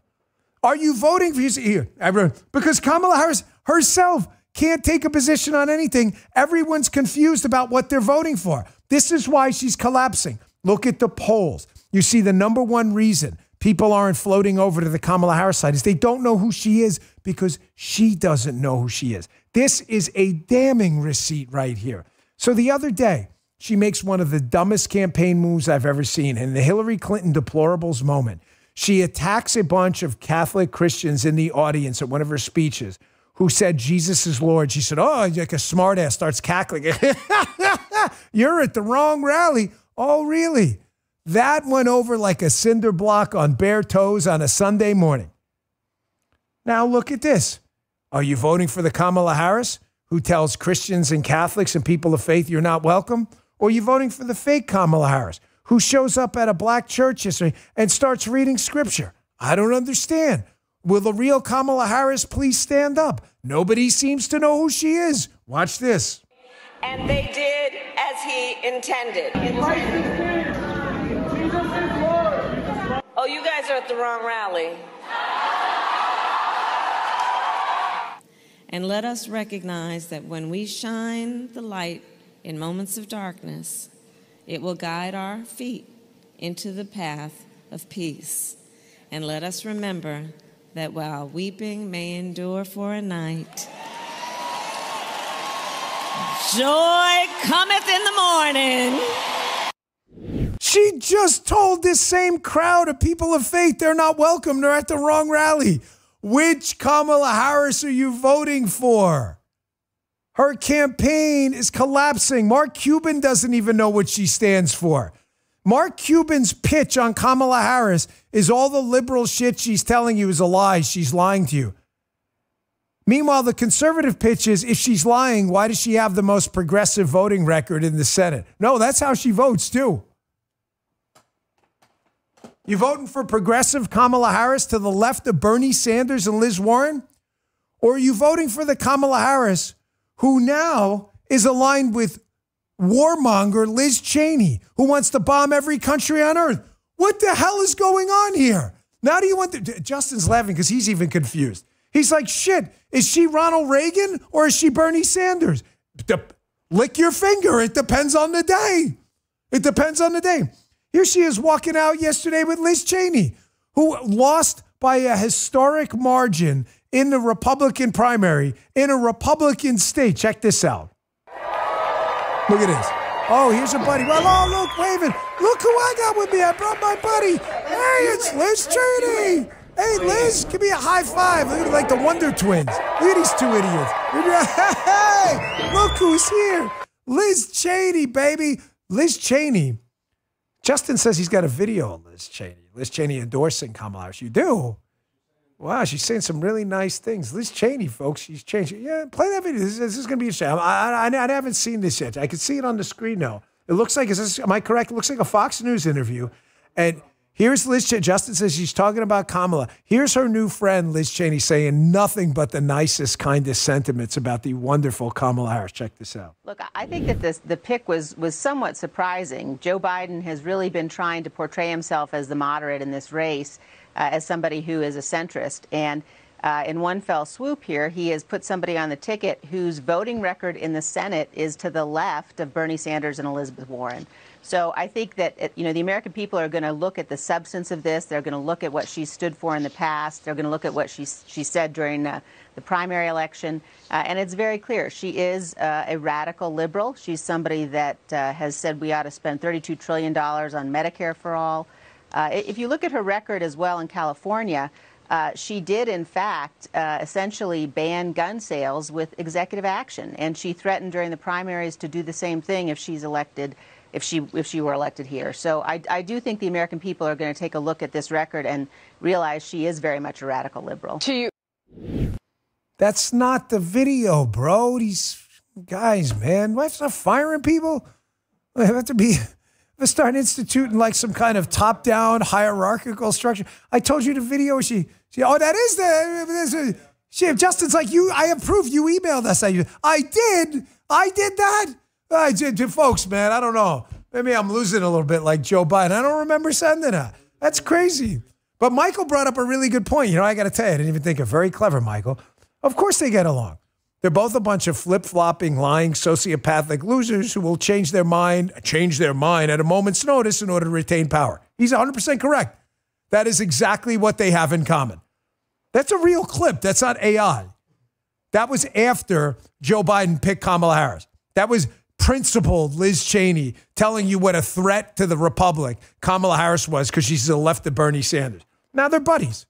That shows you who Kamala Harris is. A fake, a fraud, and a phony. You don't see Donald Trump endorsing Chuck Schumer, right? What do you see him doing? He goes to the Al Smith dinner, puts the arm on him, and makes sure he knows he's the alpha dog. That's the difference. Folks, they lie to you about everything. It's not just about the fact that Kamala Harris is obviously a chameleon, and she's not a very good one. That's the problem. There are people who can change their political stripes. I've known a few Republicans who've gone over from Dem to Republican and vice versa. They've managed to convince people. I mean, I think of like the Arlen Specters and people like that. You've even got the guy, Van Drew. There are people who switch sides. Some of them are convincing. Some of them aren't. Kamala Harris is a liar and she's not even good at it. But now you know where she gets it from. Listen, the economic segments, brothers and sisters, these drive me crazy. This is like a Pepto-Bismol moment because I love economics with a passion. It's why? I don't know. Maybe I'm a freaking weirdo. Who loves the subject they call the dismal science? I dig it because I cannot understand. I legit do not understand how people are so stupid. I want to give my money to the government because I'm too stupid to spend it myself. I can't understand like what rule of economics people think they're following where that world makes sense. Another thing, how the hell does government debt make sense? How does government spending money we don't have make sense? We're going into debt. Someone's going to have to pay it back. Getting back to the point on how these people lie. I want you to listen to this answer from Karine Jean-Pierre yesterday. Joe Biden has said multiple times, I can play a whole montage for you. Joe Biden saying, because we cut the debt, we cut the deficit. Folks, there are no fact checkers checking this, although it is the single biggest line of bullshit to come out of the Biden-Harris administration. They have run up record amounts of debt. It is so easy to check. I will for you in a second. Here's Karine Jean-Pierre asked an actual question by a reporter. Hey, you guys keep saying you're like cutting the debt deficit. The annual deficit has now been announced. The fiscal year ends in October, by the way, so you know. Beginning of October, right? The fiscal year, we now have a record like 1.8 trillion outside of COVID. What are you talking about? You're lowering the deficit. Listen to her word salad answer. Check this out. The president likes to tout his deficit-cutting measures since he's come into office, but last week the Treasury Department actually reported that the deficit grew to 1.8 trillion for fiscal 2024. What's the White House's response to that data? Well, that's why we've done the work that we have done, especially moving forward with this historic piece of legislation that speaks about how we're going to deal with the deficit, right? When we signed, the president signed, for example, last year, the $1 trillion debt deal that would cut the deficit by $1 trillion. You saw that in other pieces of legislation that he was able to sign and pass through. And that's why we have shown our commitment to dealing with the deficit. Dude, she just goes right on with, yes, we've done record deficit. You have not done what are you talking about? Everything they tell you is bullshit. Everything. Minimum wage, bullshit. Rent control, bullshit. School choice, bullshit. Taxes, bullshit. Debt, bullshit. Deficit, bullshit. Everything they tell you is bullshit. There's a nonpartisan site. This is not a political site. It's a statistics site. It's called Statista. You can go there. Here is a picture of the deficits every single year from Statista in trillions in US dollars. You will see you've got the COVID burst in 2020, 3.3 and 2 trillion. So wipe that out. One you can attribute to Biden, other one to Trump. Fair enough. Wipe that out for COVID because they neutralize each other. Shouldn't have spent all that money. We did. Now look at the Trump years. You had 500 billion, 670 billion, 780 billion, big deficits and close to $1 trillion, right? Now you get to the Biden years, okay? 1.3 trillion, 1.69 trillion. This year, 1.86 trillion. At what point did Joe Biden cut the deficit? At what point? At no point. He has run historic deficits nearly double what Donald Trump ran.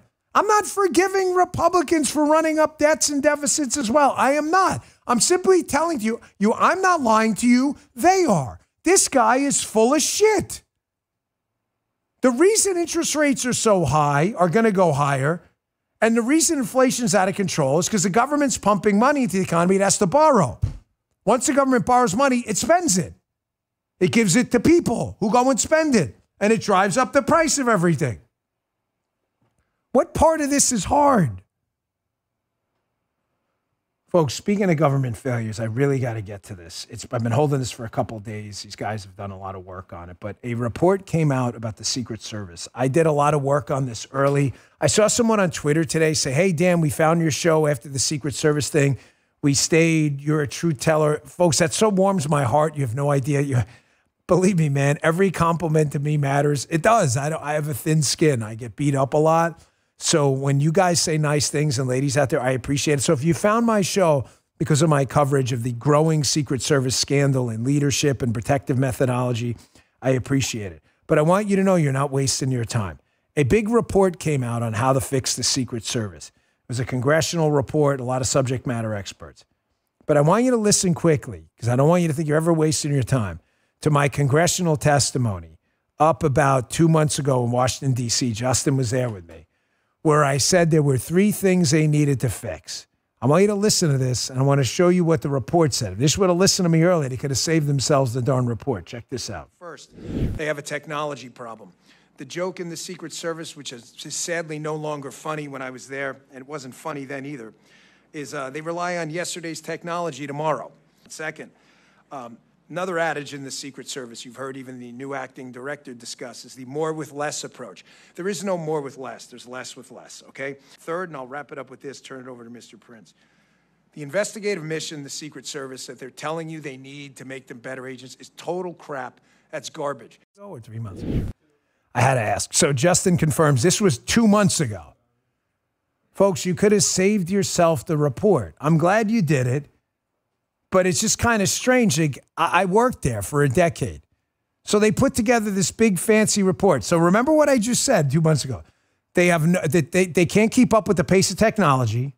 I wrote it all down in case that they claim they're doing more with less. And they have this investigative function that's stealing away their manpower, should be doing protection. Oh, look, Wall Street Journal. How to fix the Secret Service by the editorial report. It's not the Wall Street Journal's fault. They're citing the report. The report makes broader criticisms of the Secret Service, including a pattern of undertrading and an attitude of doing more with less. They don't do more with less. They do less with more. Their budget has doubled. I showed you their budget on my show. In real dollars, their budget has nearly doubled since I got on the Secret Service. So more with that. Nailed it. Pattern of undertraining. Leave this up, please. 100% true. Folks, the Secret Service has 4 shifts on the president. 4? What do you work? Like 6-hour day? No. You have 3 8-hour days. Well, what the hell's the 4th shift doing? If there are 3 shifts, the morning, the evening, and the midnight shift, what's the 4th shift doing? They're training. What's the problem with 4th shift training? Nobody trains on 4th shift. They rarely do. What do? They take guys from 4th shift training, and there's the Secret Service budget. Thank you, guys. Look, double. The 4th shift training guys wind up getting shipped out on advances. So they're never training for anything. An over-reliance on assigning personnel based on categories. I told you this.